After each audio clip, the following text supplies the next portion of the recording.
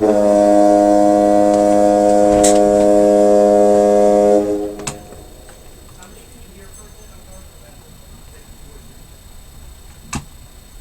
Terry, you are up. Okay, good evening. Please be aware that the first hour and a half of this meeting will be recorded so we could put onto our website and podcast. We record in audio only. Feel free to use the podcast on our website along with your big book as a resource if you miss the study portion of the meeting. The study portion is also listed on the website so you can follow along. Keep going. In accordance with our group conscience, on October 16, 2023, we will also be posting our podcast on YouTube. We feel that this is an effective way to carry our message to those seeking recovery in Alcoholics Anonymous. Tonight's recap will start on page 66 and end on page 67. Our study will start on page 67 and end on page 68. Are there any announcements? We have a couple of them. I'm Trish and I'm an alcoholic. And we will have group conscience for our home group members on Monday, July 8th. Be on the lookout in the next few days for the minutes from last meeting and the GSR report. And for those who have not heard about it and live in the area or who are able to travel to the area, we will be having our 4th annual Pickle Palooza coming up the week of July 4th. So join us in person or on Zoom because we'll be doing some fun stuff. Anything else? Alrighty. Yes. What time does a group conscience? I can't say that word. You know, that thing. What time does it start? I have like 7 o'clock on my calendar, but I know it's not that late. It starts at the normal time that this meeting starts. Okay. That works.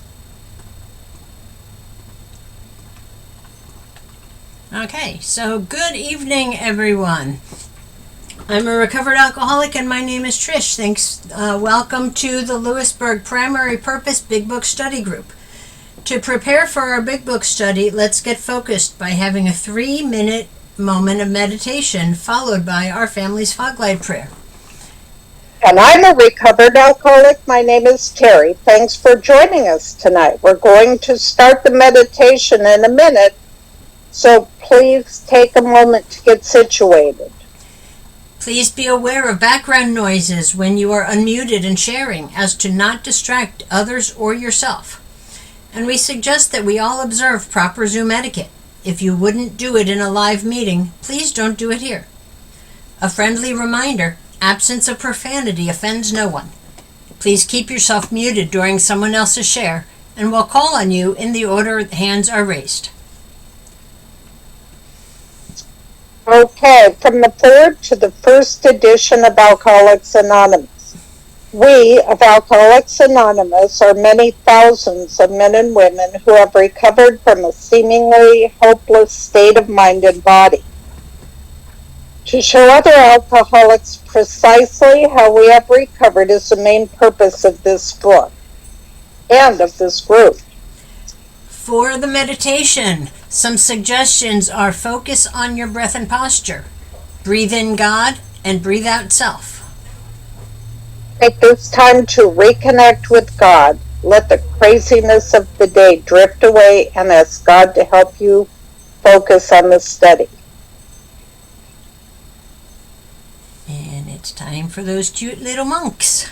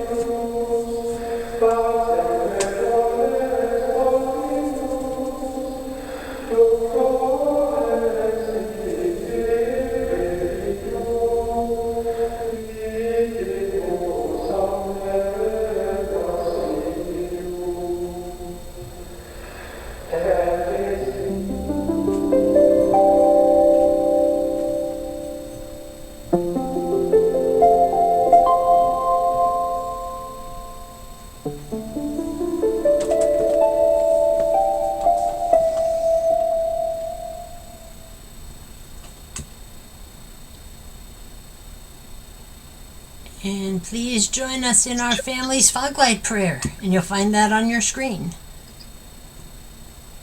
God, let your love shine through us like a foglight, so that those who are lost, sick, and dying can find your love through us. Amen. Okay, let's have our secretary's report. Come on in, Alyssa. Thank you, Miss Terry. Hi, my name is Alyssa, and I'm your recovered alcoholic secretary. I've asked Miss Linda to read the recovered statement. We read this notice to explain why many people in this group identify as recovered rather than recovering, and what it exactly means to be a recovered alcoholic. Take it away, Linda. My name is Linda. I'm a recovering alcoholic. Recovered. We are not cured of alcoholism. Recovered, but not cured. That presents a conflict to some alcoholics. If we were cured, we would be able to drink responsibly. No, we are not cured. The allergic reaction to alcohol will remain with us for a lifetime. But we have been restored to sanity. That was the problem. The main problem of the alcoholic centers in his mind rather than in his body. Page 23. We are now sane where alcohol is concerned. Consequently, we have recovered. Thank you, Miss Linda. Thank you for joining us tonight. We meet every Tuesday starting at 5:30 p.m. Central Standard Time with the Gerbil Fellowship Cage, where we chatter for an hour before the start of the meeting. Feel free to bring dishes or side dishes to share with the buzzards. Our Big Book study starts promptly at 6:30 p.m. Central Time, and we ask that you be courteous and ready to begin at the sound of the foghorn. We take our Big Book study seriously. Because of this, chat will be disabled during the study. In the 1940s, when the only elements to sobriety were God, a Big Book, and one recovered alcoholic working with an untreated alcoholic, the success rates were as follows. From the forward to the second edition of Alcoholics Anonymous, page XX. Of alcoholics who came to AA and really tried, 50% got sober at once and remained that way. 25% sobered up after some relapses, and the remainder, those who stayed on with AA, showed improvement. Can we have a show of hands for people joining us for the first time? Oh, no. I don't Sorry. think so. All right. And the recovered alcoholics. These are your potential sponsors, but there's nobody new. Is there anyone celebrating a milestone this week?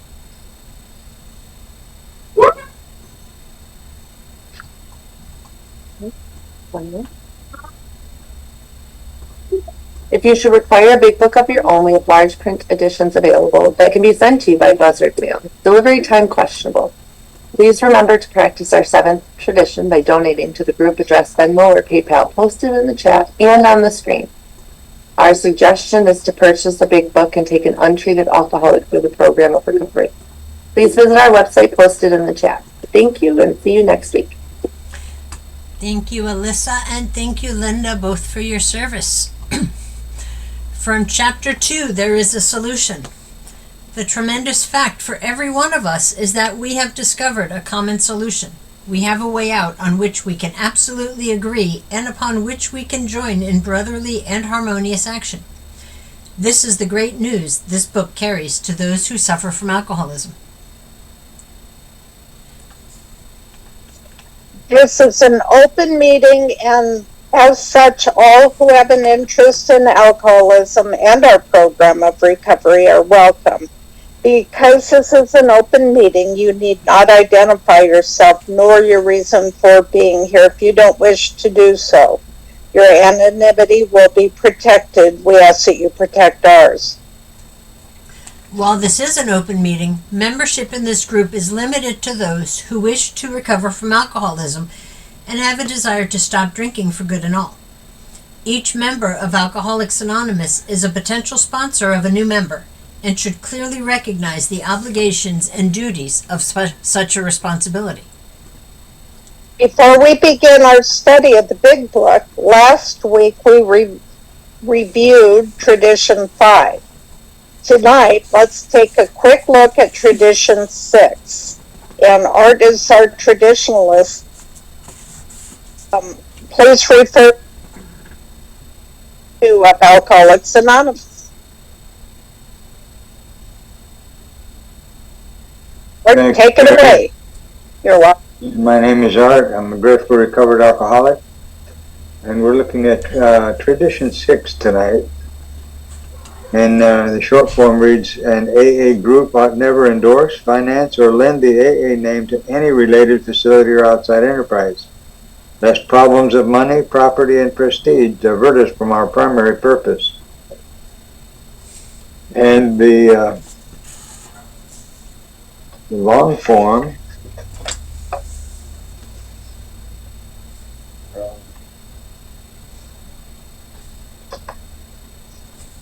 problems of money, problems of money, property, and authority may easily divert us from our primary spiritual aim.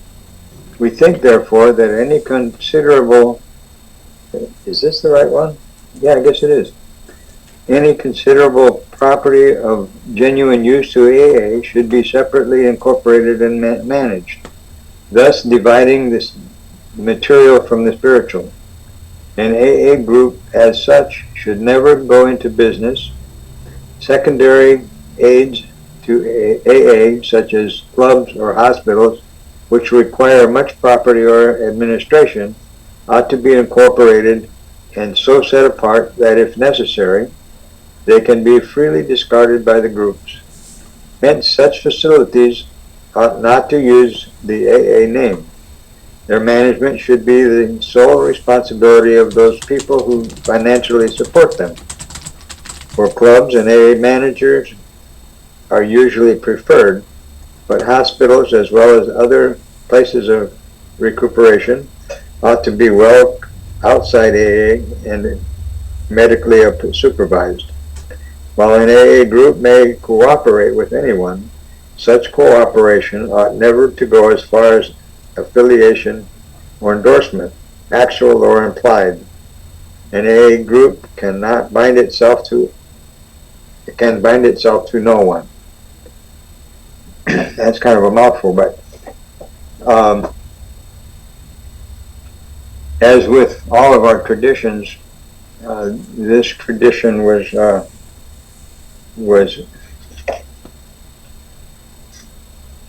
formulated as a result of experience. And in the early days of AA, people were excited about their chances for recovery and wanted to tell everybody and wanted to do all kinds of great things, like open up hospitals and such things. And I'm not going to read a lot, but I'm going to read a few sentences here and there. And so one of the things they wanted to do is we'd gather up derelicts from skid rows, sort out those who could get well, and make it possible for the rest to earn their livelihood in a kind of quarantined confinement. So in other words, they were going to have a place to bring people and sort them out according to whether they were real alcoholics or just heavy drinkers, or whether they even had a problem. But that didn't work out too well.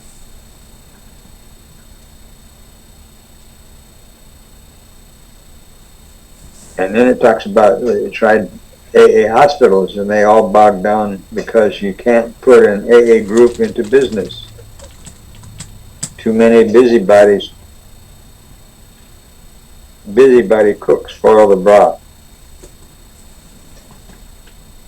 And then they're talking about an individual who was offered a position with the some alcoholic association that was going to sponsor educational programs for alcoholics.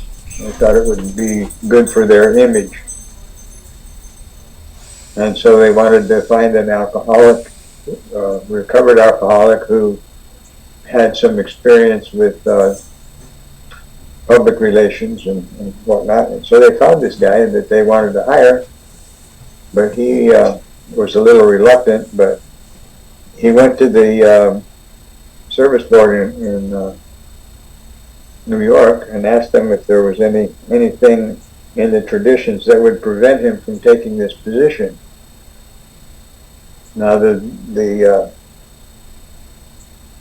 position entailed using his full name and his membership in Alcoholics Anonymous as a public relations thing that, and of course that would violate the anonymity tradition. However, when it all came down, he decided not to take the job. But what they told him at the central office was that, nevertheless, we pointed out, you still have a legal right to take this job.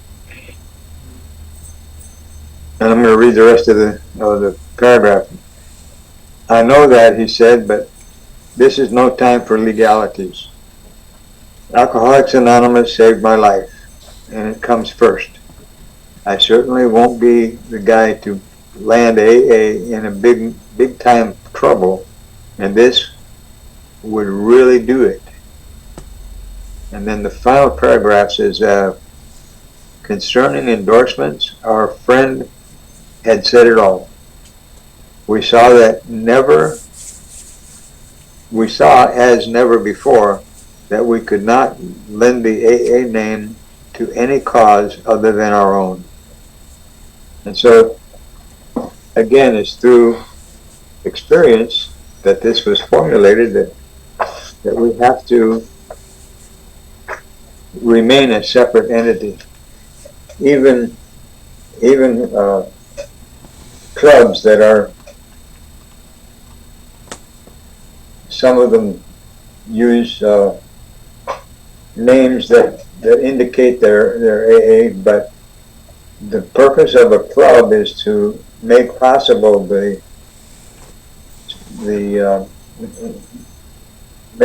provide a place for meetings and provide an atmosphere in which the 12th step can be practiced. There's no other reason for them to be. However, they still need to be a separate entity.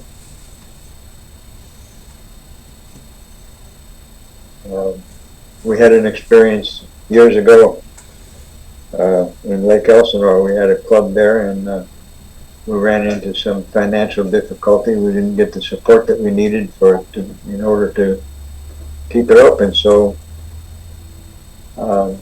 it was closed.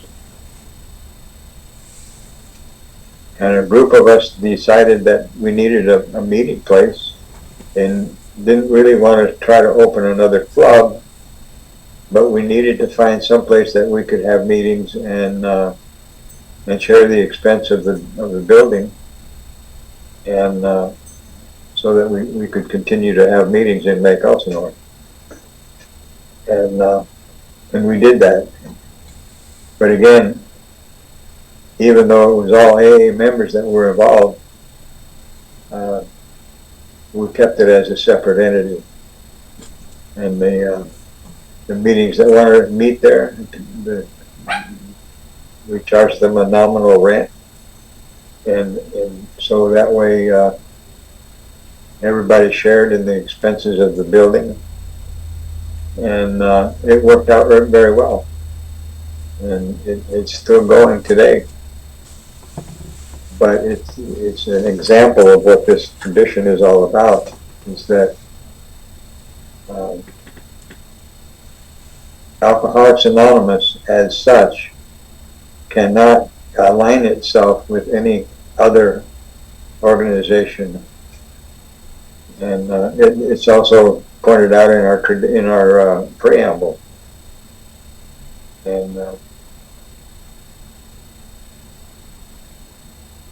And so, as long as we remember that AA is like I said, we can cooperate with anybody, but such cooperation should not go as far as to as affiliation, whether stated or implied. And that's what I have on Tradition 6. Thank you. Thank you, Art. Great job.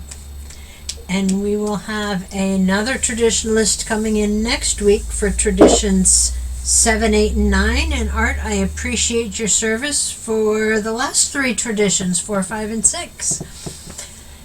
And it's now that time for our weekly segment of That Ain't in the Big Book. We hear a lot of stuff said in meetings that can't be reconciled with the program as described in the Big Book of Alcoholics Anonymous. What follows is one of the things we often hear, along with what the Big Book has to say on the subject. And one of the things we hear in meetings a lot is, if an alcoholic wants to get sober, nothing you say can make him drink.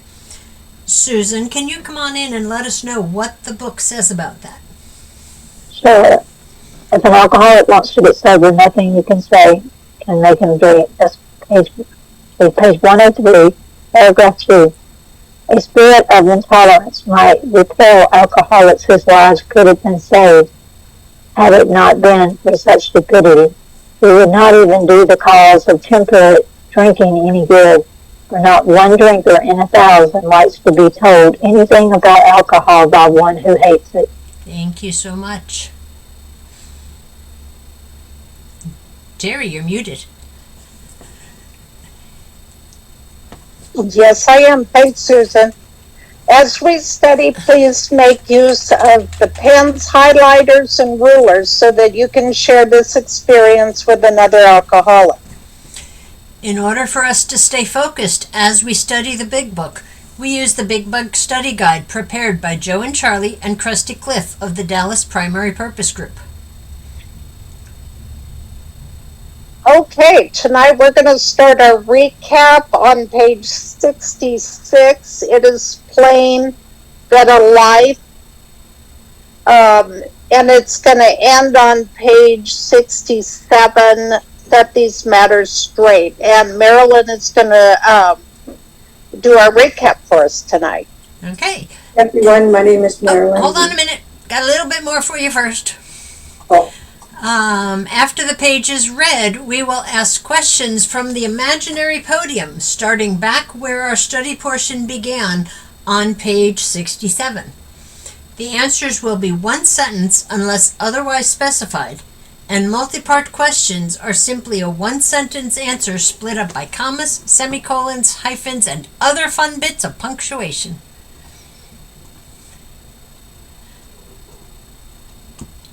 You're muted, Terry.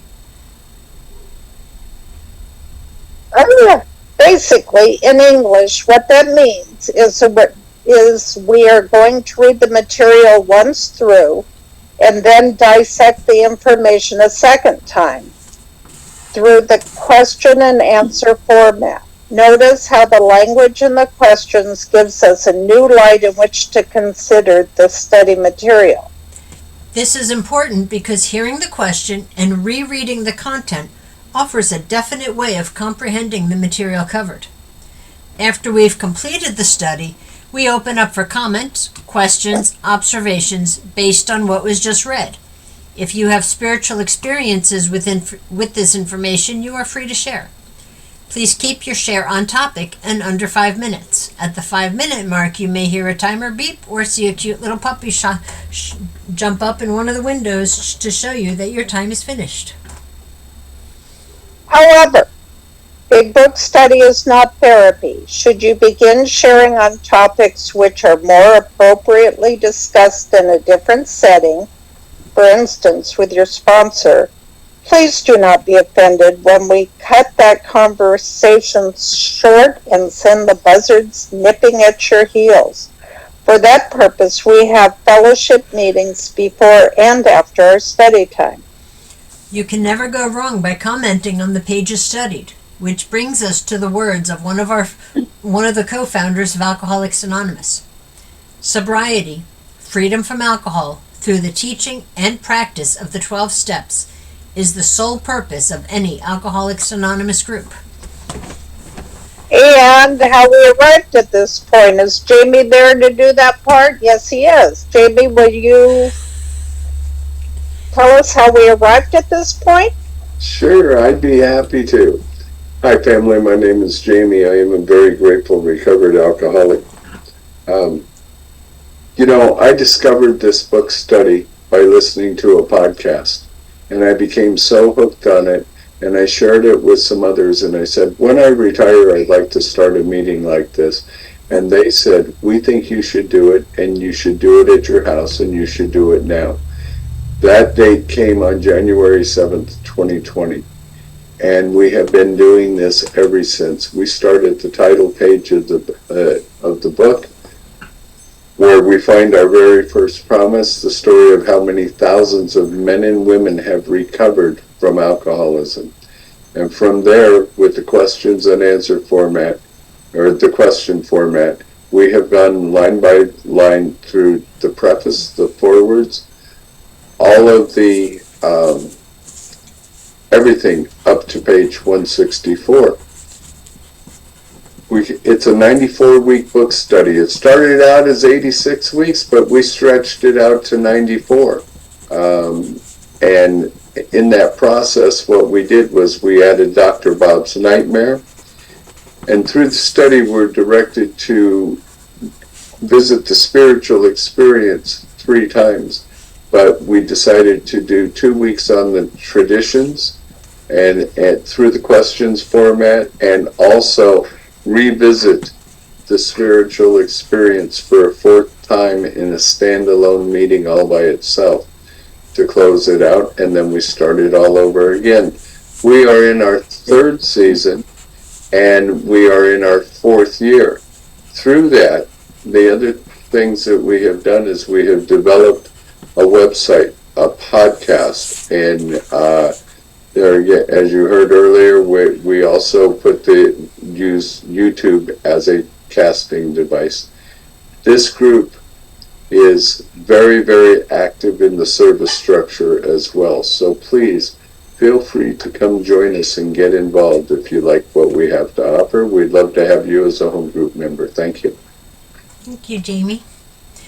Before we start the recap, we will need 5 or 6 virtual hands raised if you would like to be one of our answer readers. And please be aware that the first hour and a half of this meeting will be recorded so that we can put it onto our website and onto our YouTube channel. So if you'd like to be one of our answer readers, please go ahead and put your hands up now while Marilyn is reading our recap. So come on in, Marilyn. Okay, you want me to go now? Yes, please. I'm Marilyn, and I'm a recovered alcoholic. It is plain that life, which includes deep resentment, leads only to futility and unhappiness. The precise extent that we permit these, do we squander the hours that might have been worthwhile. But the alcoholic whose hope is the maintenance and growth of spiritual experience, this business of resentment is infinitely grave. We found that it is fatal. For when harboring such feelings, we shut ourselves off from the sunlight of the spirit. The insanity of alcohol returns, and we drink again. And with us, to drink is to die. If we were to live, we have to be free of anger. The grouch and the brainstorm are not for us. They may be a dubious luxury of normal men, but alcoholics, these things are poison. We turn back to the list, where it held the key to the future. We were prepared to look at it from an entirely different angle. We began to see that the world and its people really dominated us. In that state, the wrongdoings of others fancied our real had power to actually kill. How could we escape? We saw that these resentments must be mastered, but how? We could not wish them away any more than alcohol. This was our course. We realized that people who robbed us were perhaps spiritually sick, though we did not like the symptoms and the way they disturbed us. They, like us, were sick too. We asked God to help us show them the same tolerance, pity, and patience that we would cheerfully grant the sick man. When a person offended and said to ourselves, "This is a sick man, how can I be helpful to him? God save me from being angry, thy will be done." We avoid retaliation or argument. We couldn't treat sick people that way. If we do, we destroy our chance of being helpful. We cannot be helpful to all people, but at least God will show us how to take kindly and tolerant view of each other, everyone. Referring to our list again, putting out our minds the wrongs of others had done, we resolutely look for our own mistakes. Where had we been selfish, dishonest, self-seeking, and frightened? Though the situation has not been entirely our fault, we tried to disregard the other person involved entirely. Where were we to blame? The inventory was ours, not the other man's. When we saw our faults, we listed them. We placed them before us in a blank. We placed it before us in black and white. We admitted our wrongs honestly and were willing to set these matters straight. Thank you. Thank you, Marilyn. And Lisa, come on in with our study for tonight. Hi everybody, I'm Lisa, I'm an alcoholic. Notice that the word fear is bracketed alongside the difficulties with Mr. Brown, Mrs. Jones, the employer, and the wife. This short word somehow touches about every aspect of our lives. It was an evil and corroding thread. The fabric of our existence was shot through with it. It set in motion trains of circumstances which brought us misfortune we felt we didn't deserve. But did not we ourselves set the ball rolling? Some we think fear ought to be classed with stealing. It seems to cause more trouble. We reviewed our fears thoroughly. We put them on paper, even though we had no resentment in connection with them. We asked ourselves why we had them. Wasn't it because self-reliance failed us? Self-reliance was good as far as it went, but it didn't go far enough. Some of us once had great confidence, but it didn't fully solve the fear problem, or any other. When it made us cocky, it was worse. Perhaps there is a better way. We think so. For we are now on a different basis, the basis of trusting and relying upon God. We trust infinite God rather than our finite selves. We are in the world to play the role He assigns, just to the extent that we do as we think He would have us, and humbly rely on Him. Does He enable us to match calamity with serenity? We never apologize to anyone for depending upon our Creator. We can laugh at those who think spirituality the way of weakness. Paradoxically, it is the way of strength. The verdict of the ages is that faith means courage. All men of faith have courage. They trust their God. We never apologize for God. Instead, we let Him demonstrate through us what He can do. We ask Him to remove our fear and direct our attention to what He would have us be. At once, we commence to outgrow fear. Thank you, Lisa. And thank you, Marilyn, both of you, for your service. So for our answer readers, please speak clearly into your microphones, and we will ask the questions from our script by Joe and Charlie and Krusty Cliff. The answers to the questions will be sentence by sentence, coming directly out of this week's study that Lisa just read, beginning with the first sentence and ending with the last one. If those answering questions lose their place, please allow the host to direct them back to the correct sentence where they are.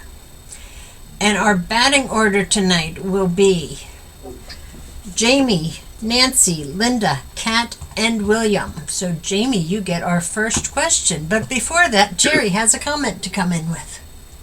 Yes, I do. Okay, now for the second part of our inventory. This manifestation of our character defect is fear. Thank you, Terry. And Jamie, what part of our lives does fear touch? 2 sentences, please.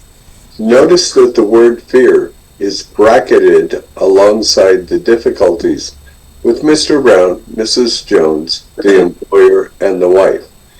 This short word somehow touches every aspect of our lives. Thank you.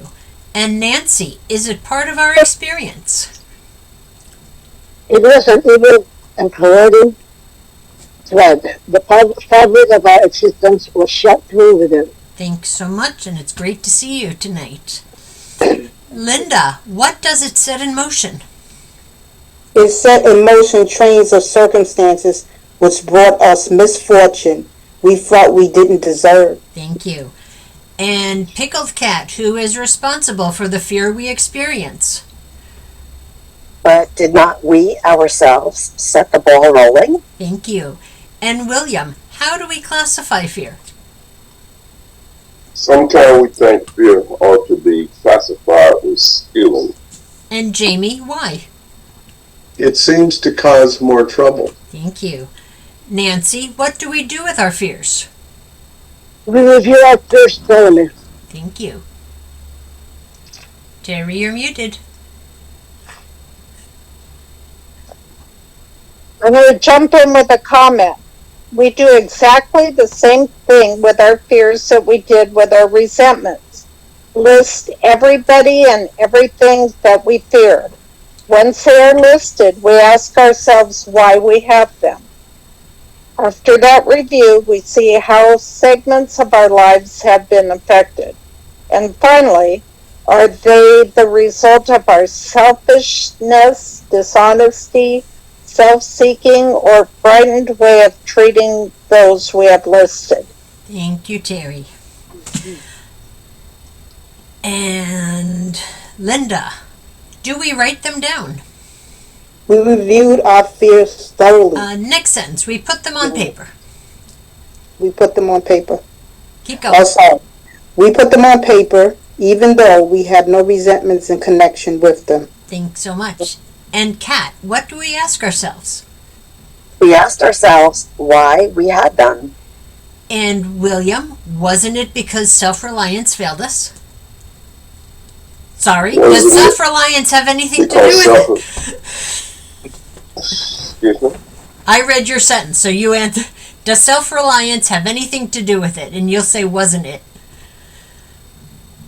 Wasn't it because self-reliance failed us? Thank you. That question mark in your sentence threw me.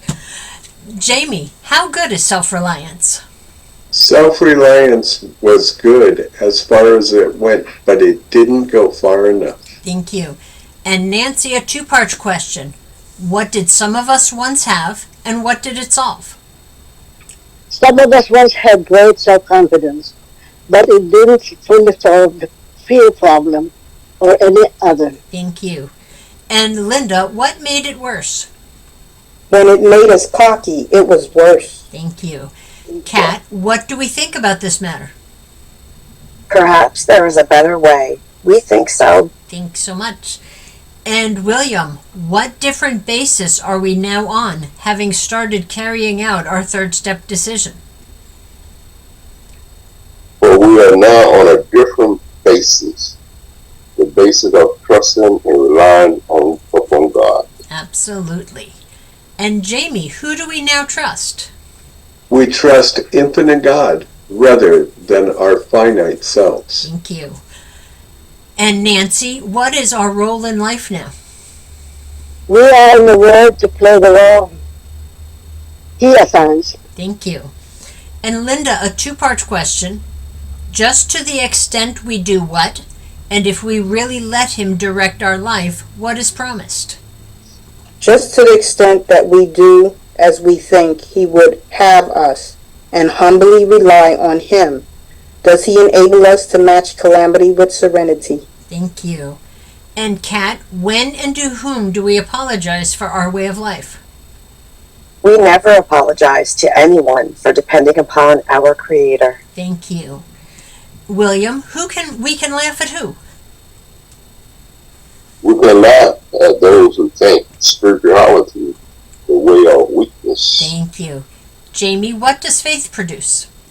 Paradoxically, it is the way of strength. It is. And Nancy, what do all men of faith possess? 2 sentences, please. The verdict of the ages is that faith means courage. All men of faith have courage. Absolutely. And Linda, in whom do they place their trust? They trust in their God. Thank you. And Kat, when do we apologize for our dependence upon a higher power?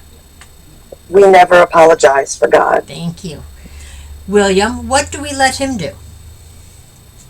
Instead, we let Him demonstrate to us what He can do. Absolutely. Okay, the following is the 4th step fear prayer. And Jamie, what do we ask of Him when we experience fear? We ask Him to remove our fear and direct our attention to what He would have us be. Thank you.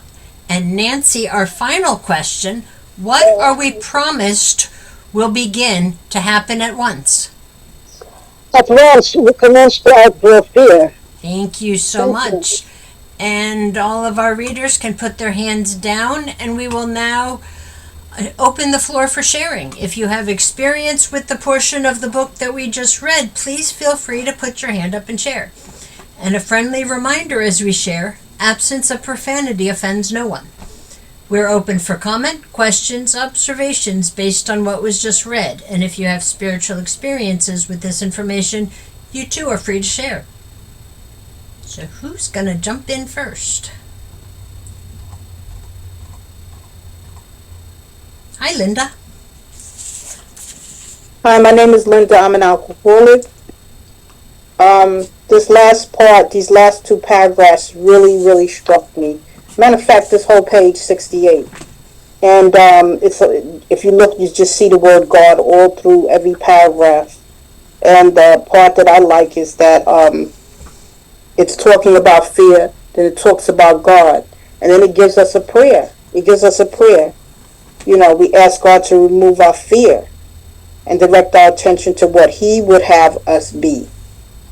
And one lady was saying, she said that when she travels, she said she doesn't know as far as with the destination, you know, the traveling and getting there.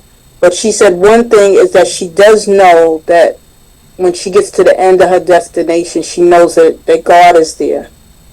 You know, so she said that she doesn't really worry when she's traveling. You know, in other words, she says God is her GPS, basically. You know, and I have to do that in life when I'm navigating through life and situations, especially the very tough situations. You know, in the big book, it talks about the acid test. It talks about separating the boys from the men and little girls from the women. You know, and am I going to turn around and throw a temper tantrum? Am I going to run? Or I'm going to face it? I can have fear, but see, people think that courage is when you don't fear. No, courage is when you're going through it and you're fearful. You're still afraid.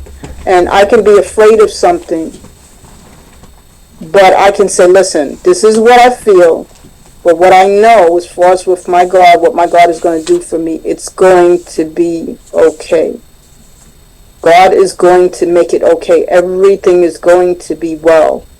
I can be fearful. I can carry on. I can feel what I'm going to feel, but I know that my God is going to make it right. And I said that when my daughter, who is 27, she had so many heart surgeries. Her oxygen saturation level was at most normal people. The normal oxygen saturation rate for most individuals is 90 to 100. Hers was 15, it went down to 10. And she was a baby. She was about 9 or 10 days old. And I didn't know if she was going to live or not. I didn't know. I didn't know at all. I just said to my God, I said, every day, this is one day at a time with her. But I have enough trust in you, God, that my daughter's going to live. And then, I had to read acceptance in the big book. I had to read acceptance. I had to accept the fact that she may not make it.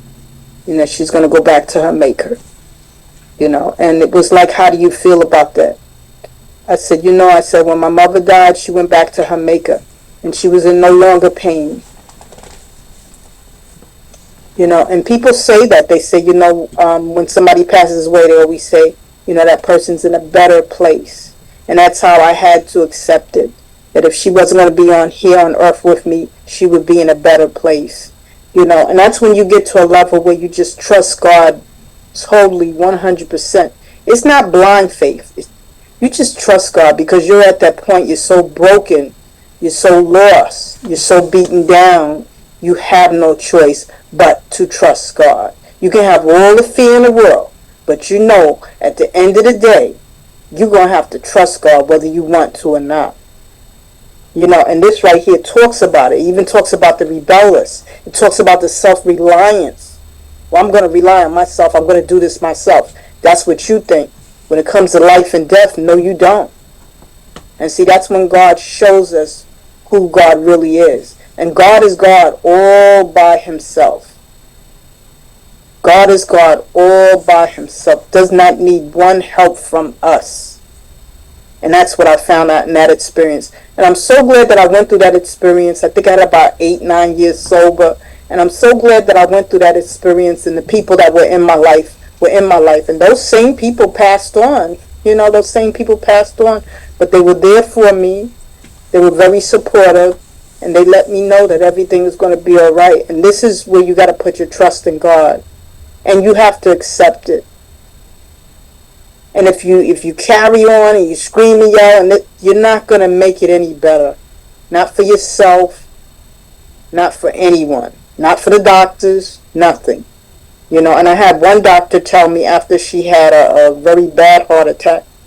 She said, well, and she was a Jewish lady. She said, we will just have to trust in God. She said, and us doctors will do what we can do. She said, but we will just have to trust in God. And this is what a doctor said to me as she lay there in the neonatal unit, with her eyes closed, laying on her back. She's 27 right now. She just came home from work, and that was, I wasn't a person that had cancer or something like that, but it was something close to it. It was, one of my children. And this right here really touched me because it made me think about her. It made me think about her. And it made me think about all of that trust. That's it. I had to give it to God. I couldn't try to take it in my own hands. There was nothing I could do. It was right there in my face. There was nothing, what could I do? There was nothing I could do. And I like what it says about self-reliance. And God will show us who he is. We want to use self-reliance? Go ahead. Let's see how that works out. Thank you for letting me share. Thank you, Linda. Thanks for kicking us off. And we have no hands. Who's going to jump in next?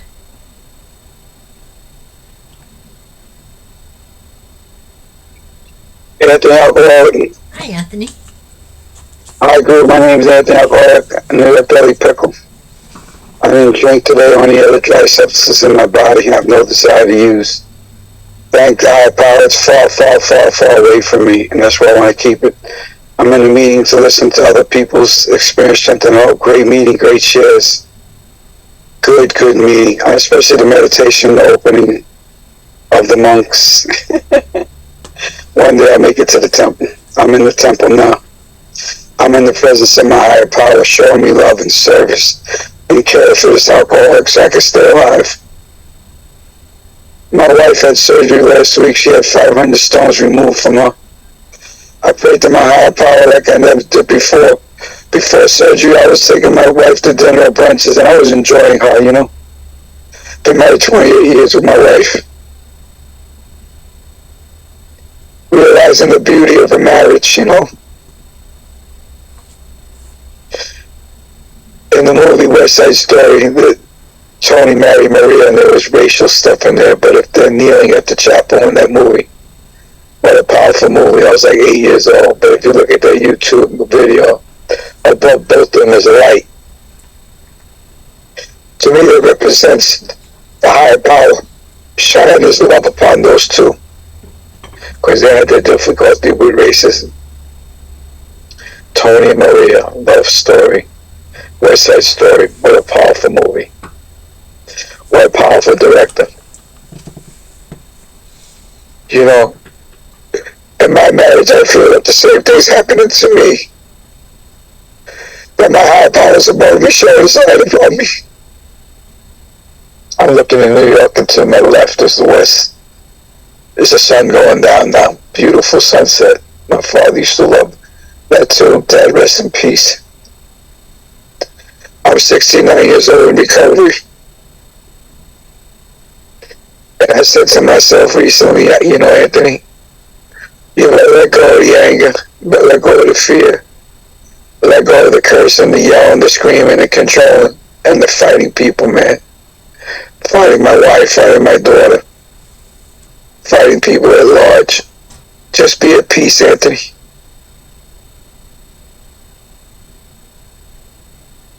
The Beatles had a song called Let It Be, and Mother Mary Comes to Me.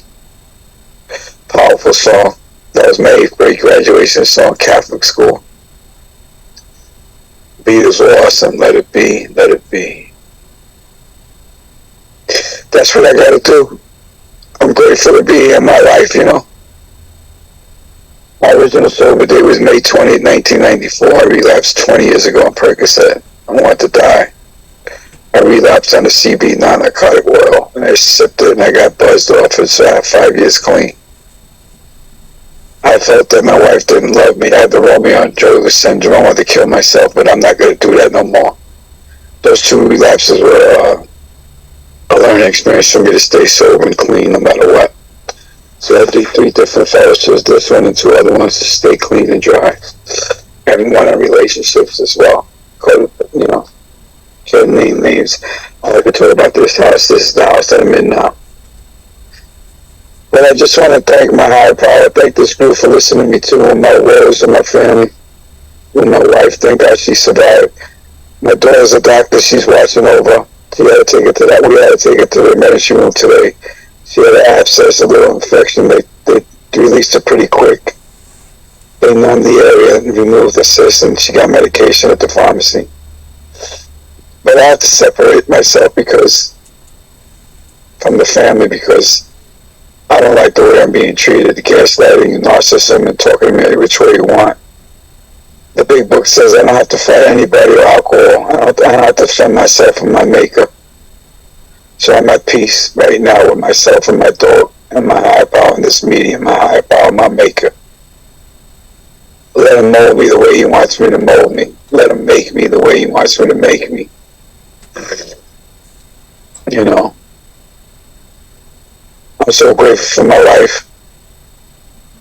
I was in the hospital too. My wife came home from surgery and I went right back in because I had a swollen ankle. My family was worried about me, my wife and daughter. They thought it was blood clot.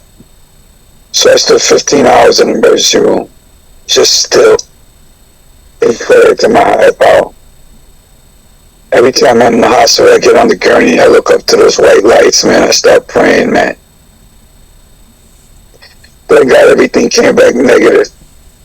Blood test, x-ray, ultrasound of the legs and the ankle. No clottage. I talked to my heart doctor. He gave me a water pill, so it's been working. The swelling went down tremendously. Just got to stay off my feet for a little bit. I thank my higher power for those results that came back positive, and you know, thank God my wife is okay. Tomorrow I got to take her to the surgeon. I'm just grateful for everything right now. I'm a senior recovery. But I'm glad my daughter talked my wife into going to the doctor to take care of that. The surgeon said it was a physical surgery. I'm glad she survived. And again, I thank the higher power for surviving that surgery. Hospital's not too far away, thank goodness. A lot of gratitude in my life, a lot of programming in my life. I call people out of spiritual advisor. I have somebody helping me with the steps again in AA. Well, I know that I gotta be God-centered, I gotta put all my faith and everything that I got in me, all my guts, my spirit, in the higher power, wholeheartedly, and I'm willing, honestly, the willingness and the openness. And I'm committed to my life and my recovery. I made a decision to turn my will and my abode to the care of God as I understand Him. I know He loves me. In my addictive days, too, He helped me be here. I wouldn't be here if He wasn't with me those times. I didn't even know He was with me. I'll close with this. I love you, higher power. Thank you for saving my life and my wife's life. Comfort my daughter. She's really upset. That's her mother. Thank you, higher power. With that, I'm out. Anthony, alcoholic. Yes, thank you. Thank you, Anthony. You'll be in my prayers and your family will be. Hi, Jim. Thank you. Good evening, everyone. How are you tonight? I'm Jim, and I am a recovering alcoholic. I do take a very thorough step. Began to see a lot of my ideas are actually coming. It's a little difficult at first, as I begin to understand why I have these fears that are so deeply buried that I don't realize they're fears. I feel a little bit like I'm beginning to change, by just knowing the reality of it and tracking down where it's coming from. Being able to pinpoint why I feel the way I feel and act the way I do. I've acted my whole life and why I've been that way.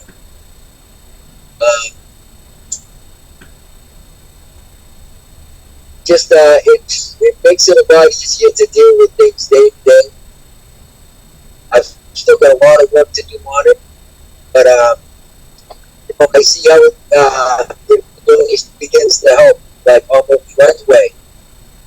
And it actually, helps me rely more on my higher power, because now I know when I do have to pray for myself, I know what to pray for.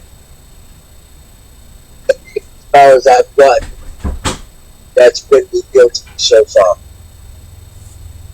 I do feel a lot better during the days. Now, my reacting is getting less and less, although I am certainly far from perfect. I realize that I have a lot of self-esteem issues, which stem from mostly from my upbringing. And just by discovering these things, I learn how to deal with them and begin to let them go. And that's what I'm hoping. I'd say I still have a lot more work to do. I'm not very far along. Just amazing how much is revealed in just a short amount of time. And I'm actually looking to find out so much more about myself, because I have no idea who I am. We talked about the self-reliance so far. When I was young, I had lots of self-reliance. I thought there was nothing I could have to do with some of this work. I began to realize that I was never handling it. I was fighting. Fighting myself, fighting the booze, And yeah, I thought and I lost. I lost every time. And all of the issues that I have. Job, I to the service. I need to solve them slow but sure. Hopefully I'll become a better person.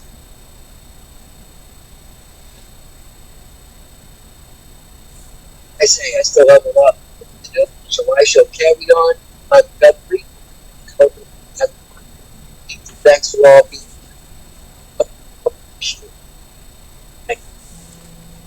Thanks, Jim. Hi, Jamie. Well, good evening, family. My name is Jamie, very grateful recovered alcoholic, and glad you are all here tonight. Thank you so much. In just 4 paragraphs, we are given description of what fear really is, and we are given direction on how to begin to outgrow fear. And the way it starts off, notice that the word fear is bracketed alongside the difficulties with Mr. Brown, Mrs. Jones, the employer, and the wife. This short word somehow touches every aspect of our lives. And that right there tells me that most of my fears are based in resentment. You know, there's natural fears, like if I'm out in the woods and I see a bear, I probably need to take the appropriate exit so that bear doesn't kill me. But fear is an instinct that is also God-given, and He gave us that instinct for a reason, so that we can move for cover, so that we can protect ourselves. But as an alcoholic, what happened with my fears in life is I lived completely paralyzed and unable to move and unable to heal from my brokenness. So it gives me this great instruction, and I love what it goes on to say. It set in motion trains of circumstances which brought us misfortune we felt we didn't deserve. So what it's describing there, it's describing my emotional state when I am in fear. Because if I feel I didn't deserve it, then somehow my emotions feel threatened. So I need a pathway. Sometimes we think fear should be classed with stealing. Anybody ever have fear absolutely rob their soul of being able to move forward? So certainly has with me. So now it goes into what the solution is now that we recognize what fear is. Wait, there's one more part there that I want to talk about first. It was the evil and corroding thread. The fabric of our existence was shot through with it. Mine was absolutely riddled with fear. Even in sobriety for a few years, it was. So now it's going to give us direction to take, right? What do? We review our fears thoroughly. Those fears are going to come up unless I understand. We put them on paper even though we had no resentment in connection with them, and we ask ourselves why we had them. You know, I got this thing sitting on top of my shoulders, and I can get a whole lot of marbles rattling around in it. You know, it's like putting marbles in the dryer and turning the dryer on. All it's going to do is make a bunch of noise that I can't make any sense out of. So if I don't look at it, I'm not gonna find a pathway out of that fear. I'm not gonna find a pathway out of what I'm absolutely paralyzed in. And what's that going to do? It's only going to foster the growth of more fear and more real or imagined stuff in my head. You know, the book tells me that I suffer from an delusional disease. And fear absolutely is a big part of that.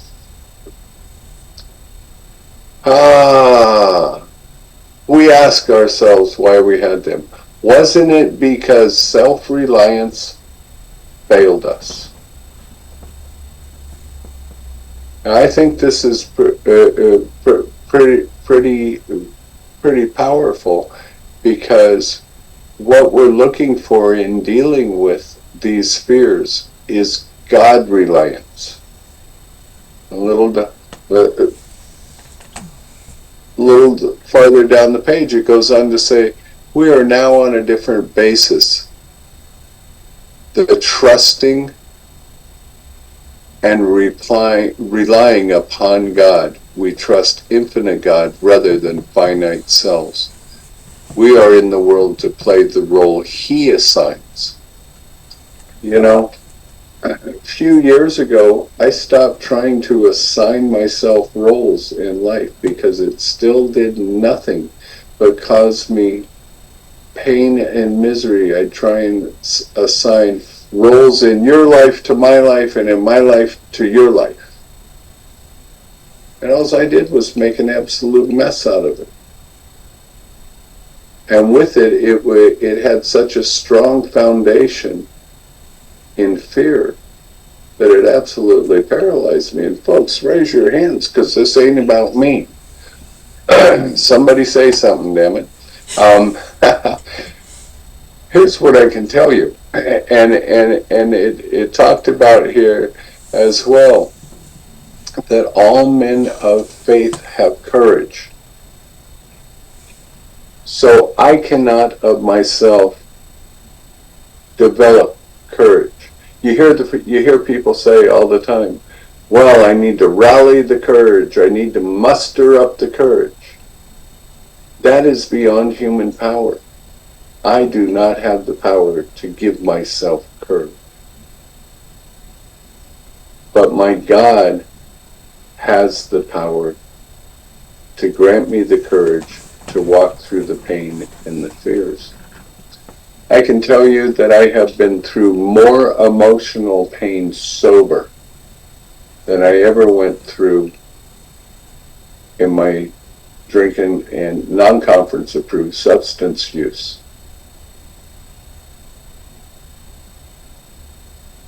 Pain so great that I wanted to die, but I kept trusting God to bring me through it. And through that process, I had to do exactly what it's talking about here. I had to put pen to paper and review those fears and ask why I had them. You know, when my wife was at the end of her life and dying, by that time I didn't have any fear of her dying. I knew it was right for her. Was I going to miss her? Yes. Do I still miss her? Yes. But it would have been incredibly selfish of me to say, no, you can't do that. You can't take that treatment, or you can't go home and live on hospice. It would have been cruel and self-serving for me to say that. I don't have the right to do that. I do not have the right to become a train wreck in somebody else's life.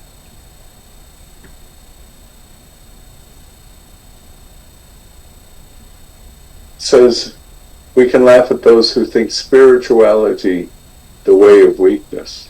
Paradoxically, it is the way of strength.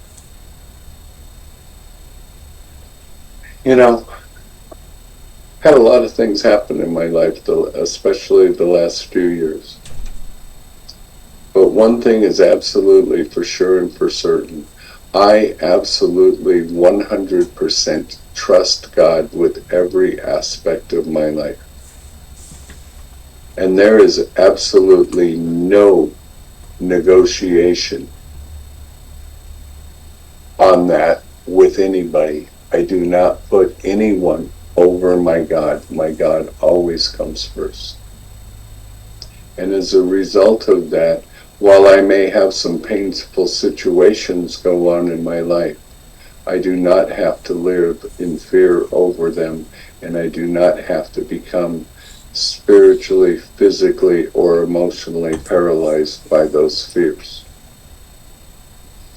Here again, folks, just 4 short paragraphs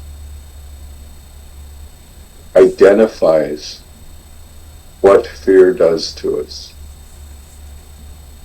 That's all in the first paragraph. The other 3 give us a process in which to look at the fear and begin to outgrow. Thank you. I love you all. Great to have you tonight. Thank you, Jamie. Hi, Lisa. Hi everyone, I'm Lisa, I'm an alcoholic. I really don't know what the heck I'm gonna say. I got fear all over the place. I'm like really nervous inside. I don't know why. I know I don't like speaking, but I'm gonna try anyway. One thing I like that I think may help me was, let me see. We can laugh at those who think spirituality, the way of weakness, is the way of strength. Maybe if I look at it like that, it may help me. I've been looking at the 9-step prayer, the 10-step prayer, and it helped me to stop fighting anything and anyone.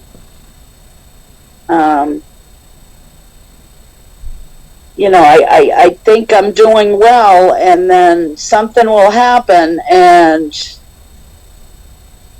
I can't, or I'm having trouble letting it go, or bringing God in, my self-reliance. I think it's just a combination of all of that. But a little while ago, I started looking at the progress.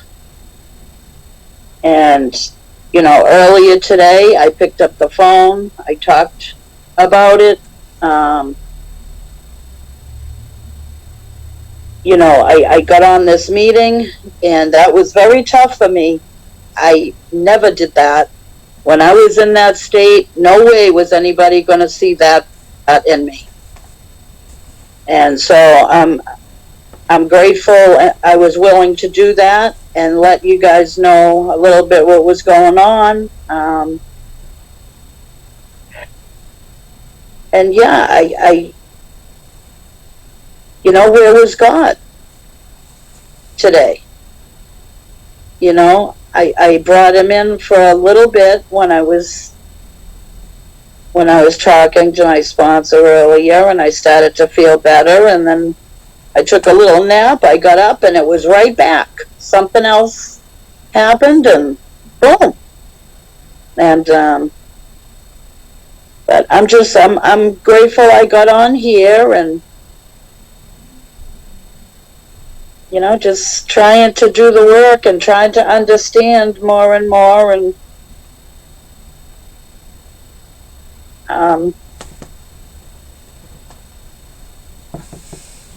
that agitation. It's like I need that constant reminder. Just like, the meetings, they're a reminder. My prayers, picking up the phone. If I don't have it in my head, someone else helps me to remember. And, it's, I don't know. I don't like, I get to like a state where I'm just very confused, and nothing's getting in there. where's God? And and I got to work harder at that, I think. I don't have to be right. Do I want peace, or do I want to be right? I want peace. I want peace today. So I gotta remember that. Peace, and and the sick man's prayer, and and that helps me.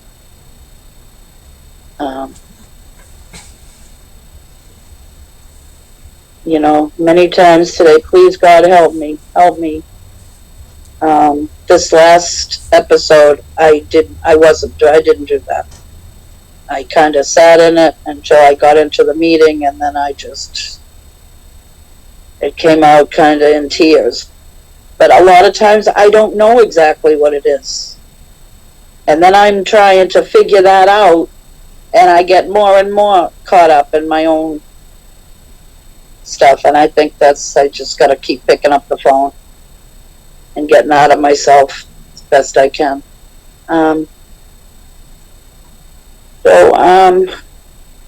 I guess that's it for me. I'm sorry. I know I didn't make any sense, but that's it. Thanks.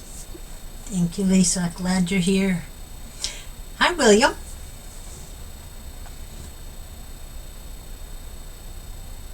My name is William Alcoholic. Say hello to everybody. My prayers be with you and your family, Anthony, while you go through this, and anything we could do, we're always willing to just sincere do whatever we can to help you.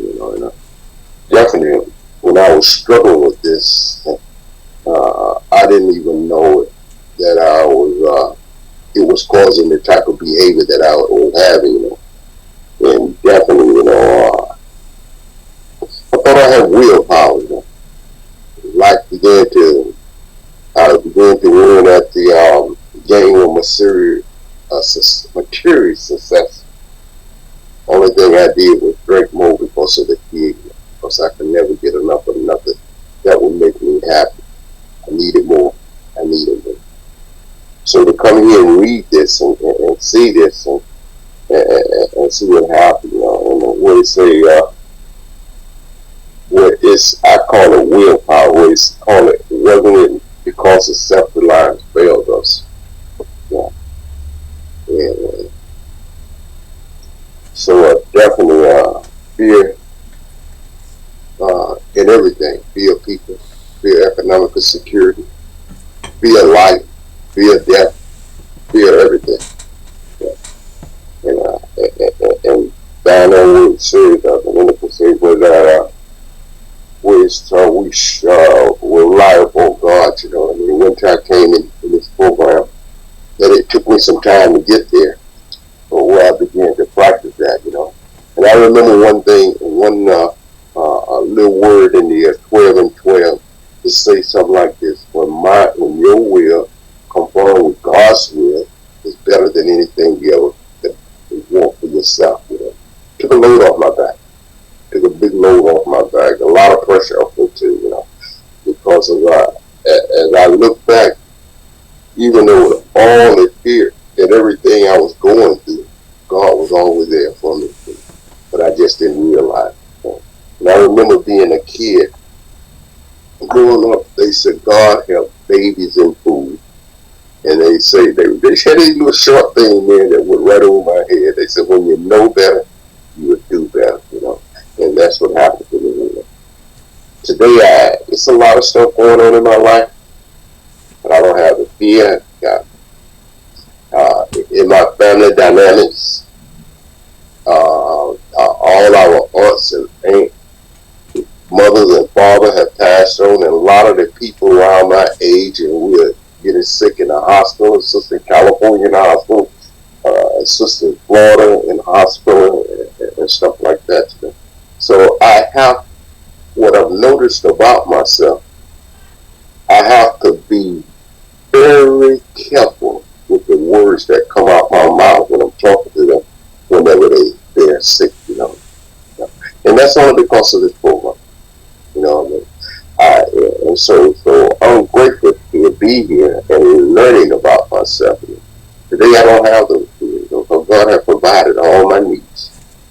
The only thing get in my way today or sober minded is my wants. One of the things that I want, you know. But you know, the difference between then and now, I'm aware of it. I'm aware of it, you know. So I don't have to go out and drink over it. I don't have to get stressed out over it. You know what I mean? And I got a place I could go. I got, you know, come here and let y'all be my teachers, you know. It's about the spirituality of the program, about a lot of things, you know. And when I was growing up, I wanted somebody to teach me how to deal with this life thing, you know. And it showed up in Alcoholics Anonymous after a whole lot of struggle with it, you know, but it showed up right here. It's already in the books. It's already down, you know, because I just didn't understand it. I didn't understand it, you know. And I was on a self-destructive path until I surrendered. They said, in Alcoholics Anonymous, they said, put a white flag on it. Today I have a higher power of my understanding. I don't push it on nobody. I try to practice a day at a time. And prayer and meditation, it really working. Really working. You know. It works so good. Sometimes I feel eerie about the way I think and the way I feel when stuff happens. Because that's not the person that was not the type of person I was before. You know, it would be anger, resentment, and rage. You know, thank God I didn't hurt nobody. I didn't hurt myself. I'm truly blessed. I am truly blessed because I remember some kind of thing would happen. I would go blind. I just react to it. Go blind. So I'm grateful to be here tonight and continue to learn from these studies and continue to learn from people, from y'all. And so I could use this in my life today. You know, I don't fear death. I fear pain. I feel pain. I can't stand pain, man. So thank you so much. Thanks, William. And Jamie, since you were reaching for something while William was sharing, come on back in. Hi, family. Even My gonna name's spotlight Jamie. you. I am a very grateful recovered alcoholic. The spotlight. I'm in the spotlight. So, you know, in tonight's study, it talked about how much we ask God and how much we ask God for these things to help us with these fears. And it talks about our self-reliance. Well, some of you have seen me do this before. Let me introduce you to my friends, the spoons. The little spoon represents the free will that God has given me. And what William was talking about comes in the very last page and a half of the 12 and 12. And it talks about our whole problem had been the misuse of our willpower. We had tried to bombard all of our problems with it. But when we take our free will that God has given us and make it align and conform with what God's will for us is, it's a proper use of free will. So I'm the little spoon, God's the big spoon. I'm out here in life making decisions and bouncing all over the place based on my thoughts, feelings, and emotions, which are generally based in fear somewhere. And when I take, and life gets painful enough, and I become willing to change because the pain has become greater than the fear of change, I pull myself into alignment with God and God's will for me. And what happens? His will eclipses mine totally. If I'm trying to live a God-centered life, I still have free will. I haven't given my free will away. I've just made it align with God's will for me. I can jump back out here anytime. It can be a new car, a new guitar, a new house. It can be anything. And when I'm trying to control it and manipulate it to be what I want it to be, because of my fear. When it gets painful enough and I start swirling the drain, I pull myself back into alignment with what God's will for me is, and I get to live happy, joyous, and free. I live in a place of peace, joy, serenity, contentment, understanding, love, compassion, and all those things. But if I'm out here in my own pain and my own fear, I can't do that. This and the eclipse of God's will in my life has become the place where I have found freedom. And tonight's reading gives us such a wonderful way such a wonderful pathway to finding that in our lives. And I'll shut up with this. You know what happens if I'm not living in that pathway and I don't make my little spoon align with God's spoon? I am forking myself today, and it's really just that simple. Cleaned up the language on that one. Thank you. Thanks, Jamie. Hi, Terry. I like that forking myself when you're showing the spoons. I'm Terry, recovered alcoholic. I know we're ready to close, but I just wanted to share. Thank you for reminding me about the spoons, Jamie. And unwittingly, you reminded me about that quote right behind you about pain is greater than fear. You know what? I see it every week when we're sitting here, and I read it. That tonight was just such a wonderful chapter. Well, not chapter, just like you said, 4 paragraphs. I never realized how much was packed in there. But something I wrote down, a little sticky that I put in my big book, I got from this meeting, and it was probably years and years and years, well, how many years? 4 years ago. Fear knocked at the door and faith answered. And I put that in my big book intentionally next to the fear prayer, because I do have to refer to the fear prayer as my spiritual practice, because I do tend to get into fear. Sometimes I feel like I'm alone in this world, and I get freaked out a little bit. And if I go to that fear prayer, ask him to remove our fear and direct our attention to what he would have us be at once we commence to outgrow fear.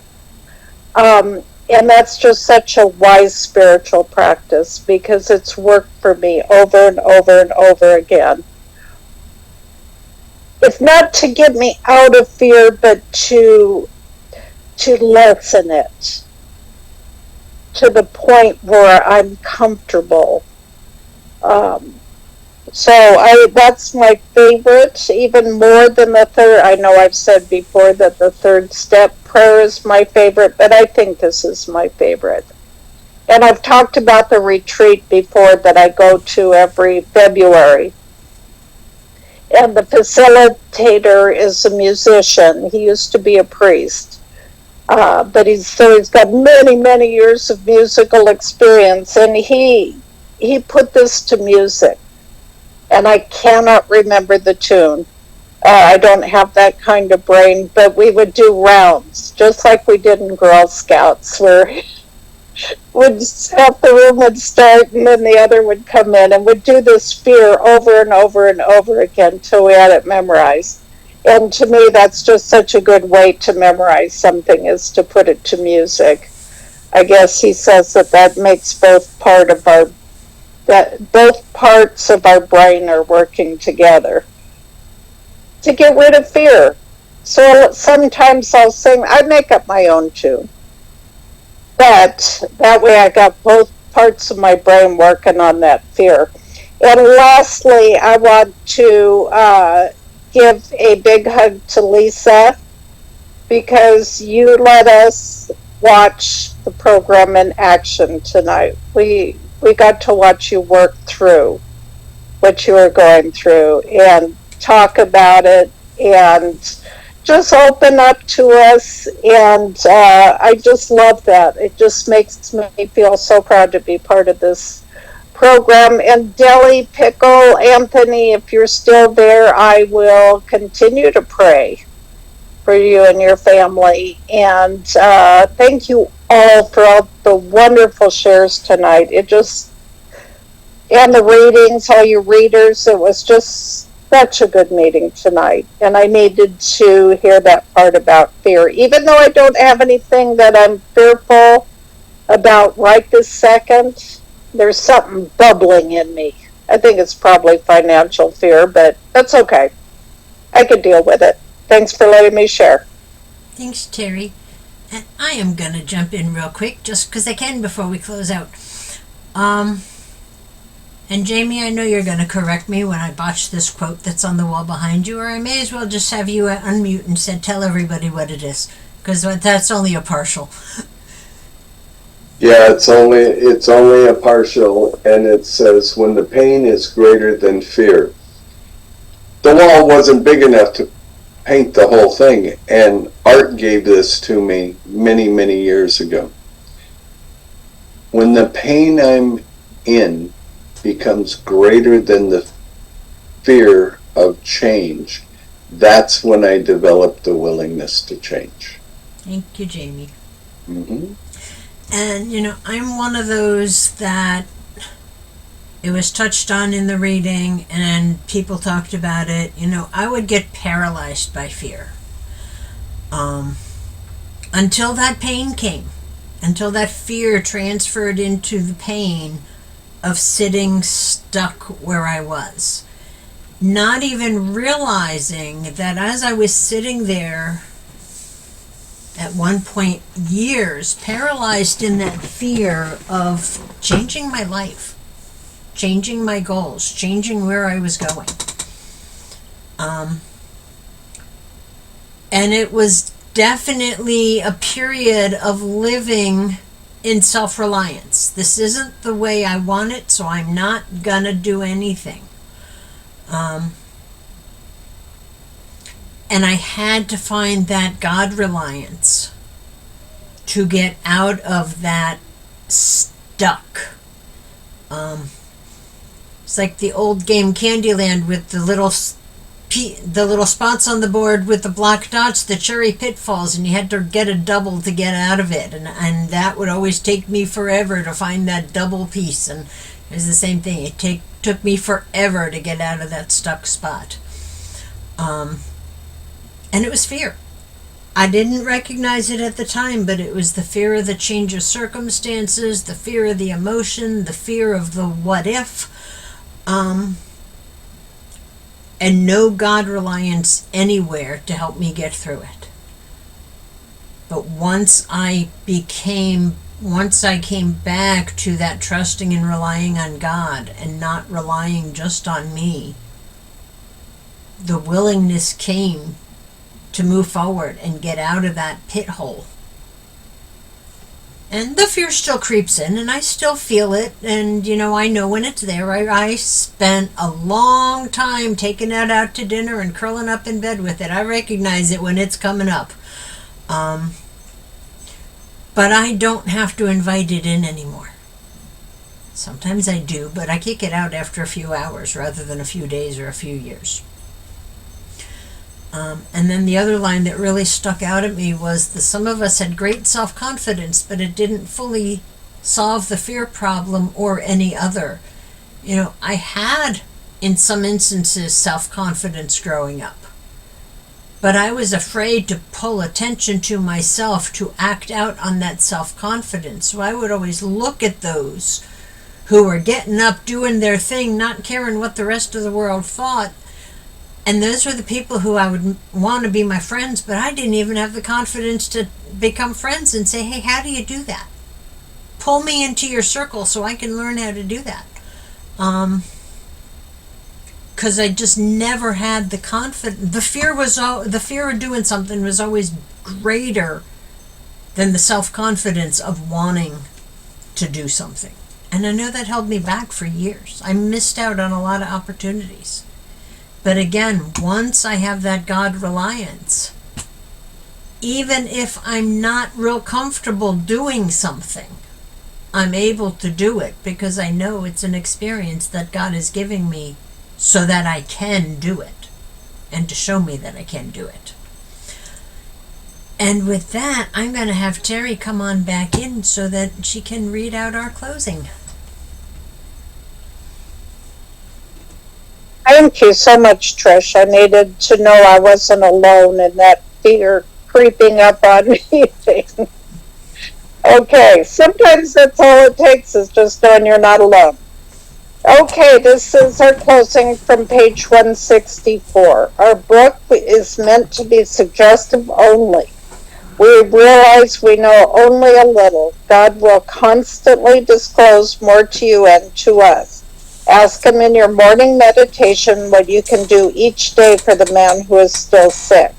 The answers will come if your own house is in order. But obviously, you cannot transmit something you haven't got. See to it that your relationship with Him is right, and great events will come to pass for you and countless others. This is a great fact for us. Abandon yourself to God as you understand God. Admit your faults to Him and to your fellows. Clear away the wreckage of your past. Give freely of what you find and join us. We shall be with you in the fellowship of the Spirit, and you will surely meet some of us as you trudge the road of happy destiny. May God bless you and keep you until then. Thank you, Terry, and thank you, Terry, for coming and pitch hitting because our schedule is a little wonky tonight. Great job. Thank you for your willingness to help out. So we will go ahead and close out. For those of you new, what we do here, since we cannot stand around the table and hold hands to pray out, we hold our hands up in the screen, and that's how we connect during our prayer. And we'll take a moment of silence for those still suffering, inside and outside of these rooms, especially those who may die tonight, either because they haven't found their way to us or because they came and they weren't willing or they didn't want what we had. So we'll take a moment of silence, and then after that, feel free to unmute and you can join me in the Lord's Prayer. Here's your moment. Thank you. Who brings us from shame to grace if we let Him? Our Father, who art in heaven, hallowed be thy name. Thy kingdom Thy come, kingdom come, thy will be done, will be on done earth as it is in the heavens. Give us this day our daily bread, and forgive us our trespasses, as we forgive those who trespass against us. And lead us not into temptation, but deliver us from evil. For thine is the kingdom, the power, and the glory, forever and ever. Amen. Thanks, everybody. So our recording is going off so we can get it posted, but that doesn't mean you have to leave. We hang out for a while and either continue talking about the topic of the meeting or talking about life. So you can feel free to hang out and join us. Good to see you, Estelle. Thanks, Estelle. Love you, my friend. Thank you. If you talk to Anthony,